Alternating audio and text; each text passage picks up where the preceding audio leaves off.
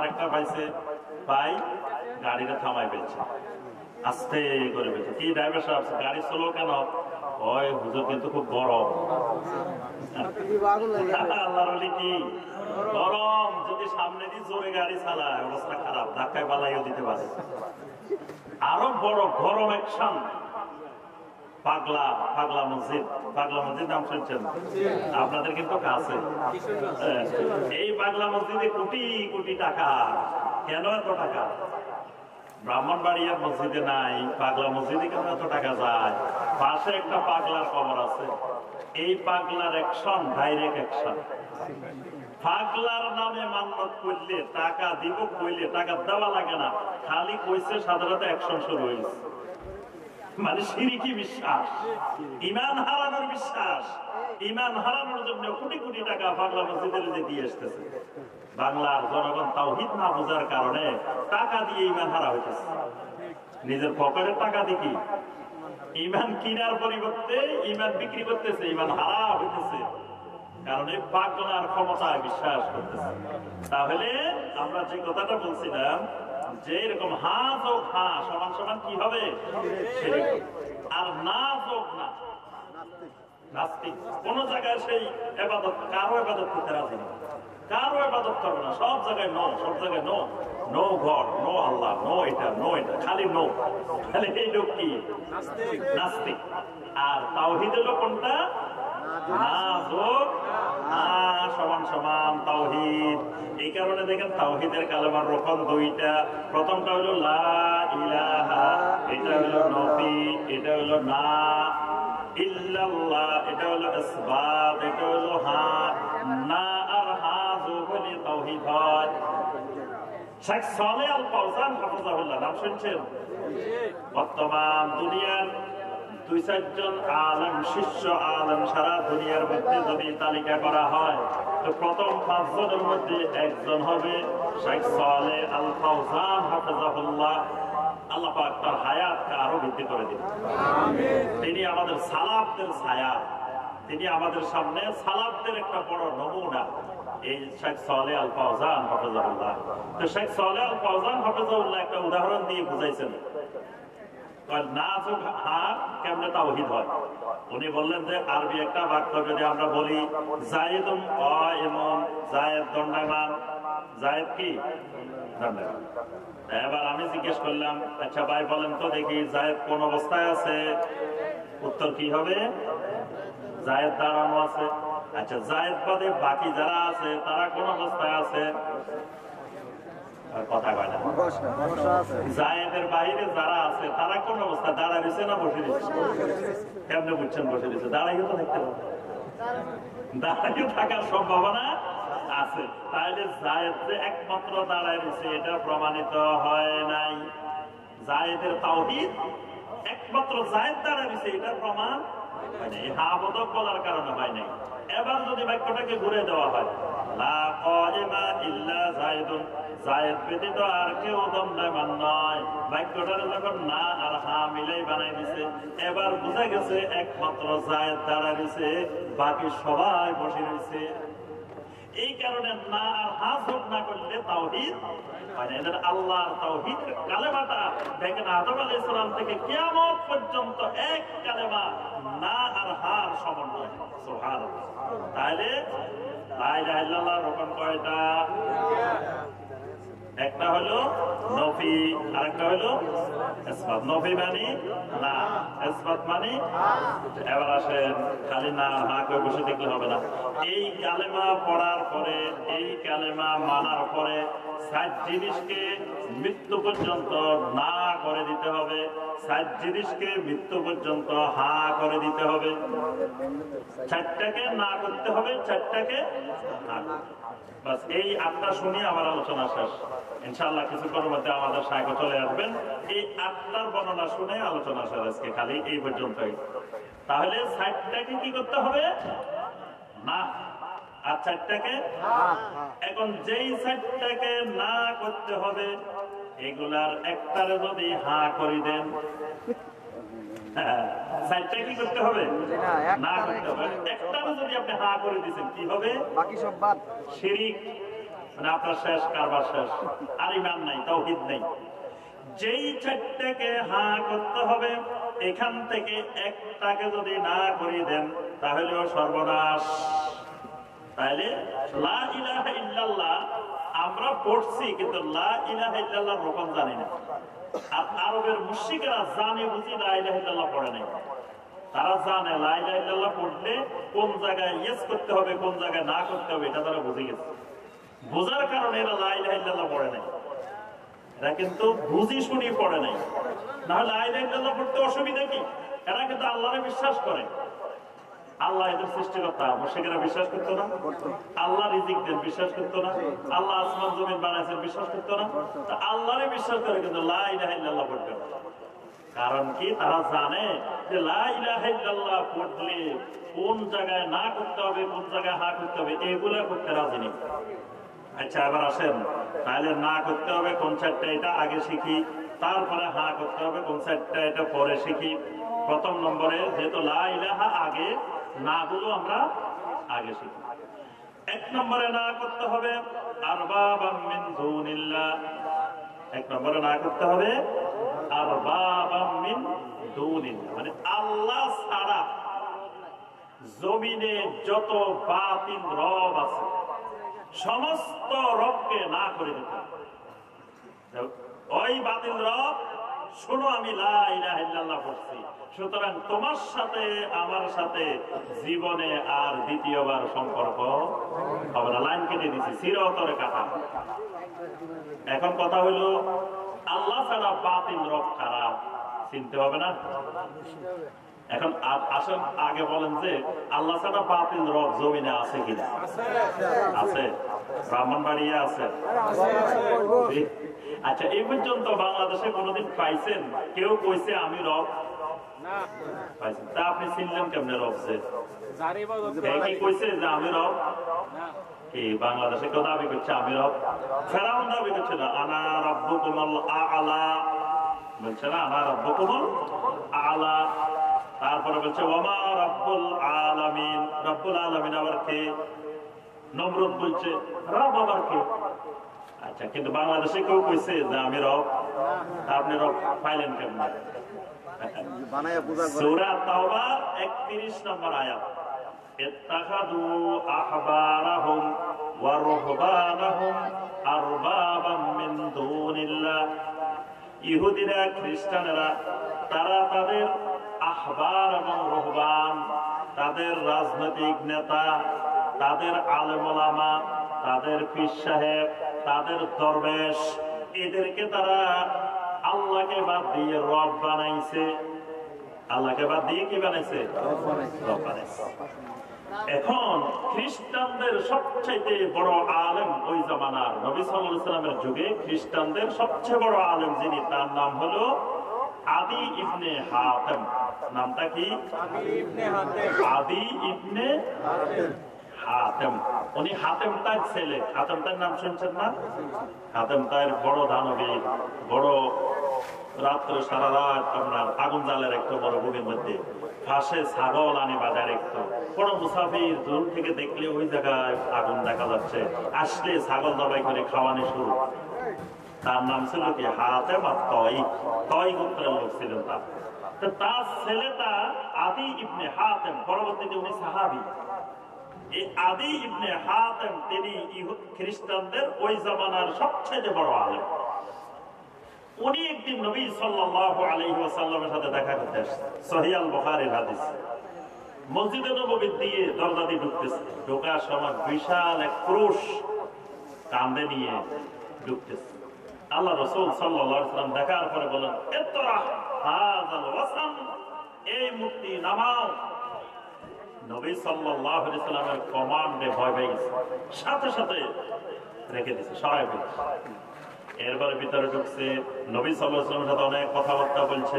বলার এক পর্যায়ে বলছে যে আমার একটা প্রশ্ন আছে। আল্লাহ রাসূল বলেন, তোমার কি প্রশ্ন বলো দেখি। বলেন যে কোরআনে কারীমের মধ্যে আল্লাহ বলছেন, ইত্তাখাযু আহবারাহুম ওয়া রুহবানাহুম আরবাবাম মিন দুনিল্লাহ। আমরা নাকি আমাদের আলেম ওলামা, রাজনৈতিক নেতা, দরবেশ, পীর সাহেব এদেরকে নাকি রব বানাইছি। ওই জীবনে তো কোনোদিন আমরা রব দাবি করি নাই, কেউ আমাদেরকে রব বলেও নাই। তাহলে কোরআনের এই কথার সাথে বাস্তবতার মিল তো হয়।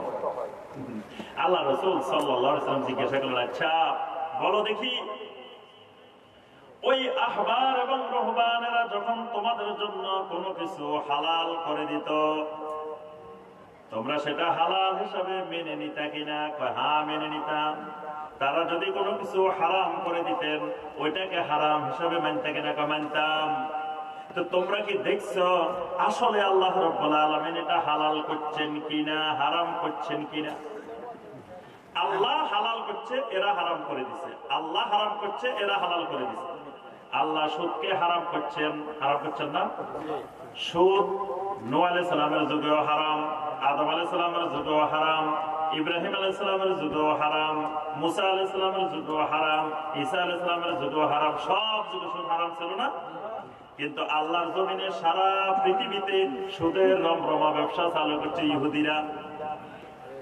তা আল্লাহ হারাম করছে, এরা কি করছে? সুদকে হালাল বানাইছে। এই যে দেখবেন বর্তমানে অনেকে সুদকে হালাল বানায়। রাসূল সাল্লাল্লাহু আলাইহি ওয়াসাল্লামের যুগের সুদ আর এখনকার সুদ এক না, এই দুইটার মধ্যে বেশ কম আছে। তার মধ্যে ব্যাংকের সুদ আর ওই যে নবী সাল্লাল্লাহু আলাইহি ওয়াসাল্লামের যুগের সুদ, এই দুইটার মধ্যে পার্থক্য আছে। ওইদিন আমি ইয়াদ গেছি নওগাঁ, এক কলেজের শিক্ষক আমাকে বলতেছে, আপনি তো একজন ইসলামিক স্কলার, আপনার সাথে আমার একটা কথা আছে, আমাকে বলেন। এবার বিভিন্ন যুক্তি প্রমাণ দিয়ে আমাকে বোঝানোর চেষ্টা করতেছেন যে বর্তমানে যে ব্যাংকের সুদ, এটা রাসূল সাল্লাল্লাহু আলাইহি ওয়াসাল্লামের যুগের ব্যাংকের সুদ, রাসূল সাল্লাল্লাহু আলাইহি ওয়াসাল্লামের যুগের সুদ একরকম না। আমি বললাম না, দুটো এক জিনিস। আপনার এটার সাথে আমার দ্বিমত আছে। তাহলে বোঝা গেল অনেক মানুষ আপনার এই সুদকে হালাল বানানোর জন্য বিভিন্ন প্রক্রিয়া চালায়। তাহলে আল্লাহ যেটা হারাম করছেন, যিনি সেটাকে হালাল বানায়, সে কি হয়ে যায়? রব হয়ে যায়। সে কি হয়ে যায়? রব হয়ে যায়। আল্লাহ পাক হারাম করছেন, আল্লাহ ছাড়া কাউকে সাজদা করা যাবে না। কেউ যদি এই সাজদাকে হালাল বানান, এ কি হয়ে গেছে? রব হয়ে গেছে। মান্য আল্লাহ ছাড়া কারোর জন্য করা যাবে না। কেউ যদি যত মান্যত আছে, যা আছে সব নিয়ে আমার দরবারে চলে আসেন, তাহলে এই মানুষের কি হয়ে গেছে? রব হয়ে গেছে। তখন আদি ইবনে হাতেম বললেন, হ্যাঁ আমরা তো এরকম করি। নবী সাল্লাল্লাহু আলাইহি ওয়াসাল্লাম বলেন, এটাই হলো রব বানানো। তাহলে আল্লাহ ছাড়া জমিনে রব কারা কারা খুঁজে বাইর করতে হবে। লা ইলাহা ইল্লাল্লাহ পড়ার পরে আল্লাহর কোন বান্দা নিশ্চিন্তে ঘরে বসে ঘুমাইতে পারে না। সাহাবায়ে কেরাম লা ইলাহা ইল্লাল্লাহ পড়ার পরে তাদের জীবনের চিত্র, তাদের জীবনের সব পরিবর্তন হয়ে গেছে। কিন্তু আমাদের লা ইলাহা ইল্লাল্লাহর জিকির করতে করতে করতে কলবে ঘষতে ঘষতে কলব সাফ হচ্ছে, কিন্তু আমল আখলাক জিন্দেগি পরিবর্তন হয় না। কি পরিবর্তন হয় না? লা ইলাহা ইল্লাল্লাহর এত জিকিরে কোনো পরিবর্তন হয় না। তার অর্থ হইল লা ইলাহা ইল্লাল্লাহর রোকন সহকারে বুঝি নাই। তাহলে আল্লাহ ছাড়া যত রব আছে, সমস্ত রব কি করতে হবে?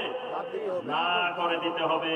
2 নম্বরে আলিহাতাম মিন দুনিল্লাহ, আল্লাহ ছাড়া যত বাতিল মাবুদ আছে জমিনে, সমস্ত বাতিল মাবুদকে কি করে দিতে হবে?